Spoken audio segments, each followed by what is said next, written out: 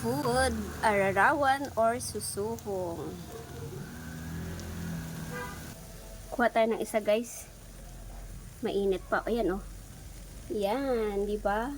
Para siyang tipaklong. So, tikman natin. Ayan, ito mga kaisaw. Tikman natin ang susuhong. The best. Hello mga kaisaw. Ayan, meron tayo ditong ararawan or sisuhong. Cricket ba? Ayan, o, parang cricket. Exotic food yan mga kaisaw. So, nakukuha yan sa palayan. Ayan mga kaisaw, lutuin natin yan. I-adobo natin. So, tara, let's cook. So, meron ako ngayon mga kaisaw dito ng bawang at saka sibuyas. Konti lang naman kasi konti lang yung lulutuin ko. Konti lang yung aming nabili. So, ang luto natin dyan mga kaisaw is adobo. So, ayan guys, igisa lang po natin itong ating bawang. Kung napapansin nyo, medyo madami ang aking oil. Medyo dinamihan ko talaga kasi yung gagawin ko dun sa ararawan mamaya, ilagay natin yung sibuyas. Yan po ay aking i-adobo. Tapos, dyan ko na rin siya ipiprito sa sarili niyang mantika. Dito sa mantikang pinag-gisahan ko. Kasi, masarap po guys yung medyo tostado. So, ayan, gisa lang natin siya. Mikit gisa-gisa. Tapos, ilagay na natin itong ating ararawan or susuhong sa Tagalog. Ayan, halo-haluin lang natin yan.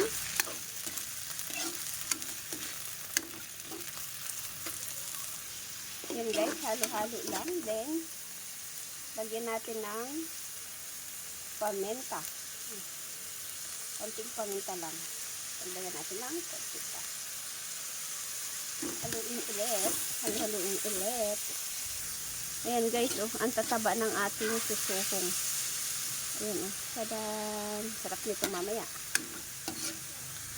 So, ayan guys, after halo-haluin, lagyan na natin ng toyo. Isang sandok lang. Para hindi umalat. Ngayon, tapos, ganyan lang, lagyan natin ng suka.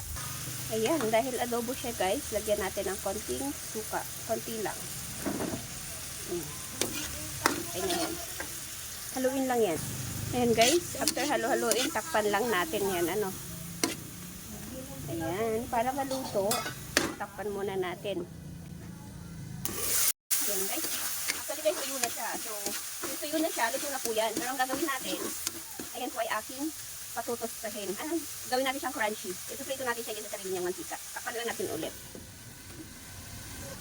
Ayan guys, naaamoy ko na siya. Amoy tostado na.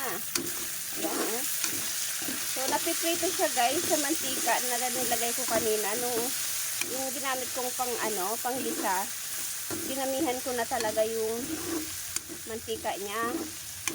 Para yun na yung magiging mantika din niya pang prito. So, usually kahit na ganyan pa yan, hindi pa po talaga siya crunchy. Kailangan maging crunchy siya. Ang gagawin ko dyan, ayan, hinalo ko lang siya ulit guys. Tatakpan ko ulit. So, ayan guys, kung napapansin nyo, medyo maitim-itim na siya. Ibig sabihin yan guys, tostado na. So, paano ba yan guys? Hanggang dito na lang po. At ayan po ang aking nilutong susuhong ararawan. Paano ba yan? Mapapataob na naman namin ito ang rice cooker. Maraming salamat po sa panonood. And sana lagi niyong suportahan ang